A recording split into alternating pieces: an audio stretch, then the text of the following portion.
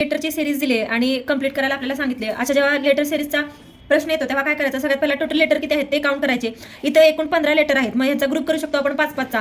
म्हणून 1 2 3 4 5 ह्या 5चा एक ग्रुप केला, या 5 लेटरचा एक ग्रुप केला आणि या 5 लेटरचा, असे आपण 3 ग्रुप केले. आता काय बघायचं, सगळ्यात लास्ट लेटर या ग्रुपमध्ये बी आहे, इथं पण बी आहे, इथं पण बी आहे, म्हणजे सेम लेटरचा ग्रुप आहे एवढं आपल्याला समजलं. इथे पहिलं लेटर ए आहे म्हणून इथं पण ए घ्यायचं, इथं पण ए घेतलं. नंतर सेकंड लास्ट इथं सी आहे, इथं सेकंड लास्ट सी आहे म्हणून इथं सेकंड लास्ट पण काय येणार, सी येणार.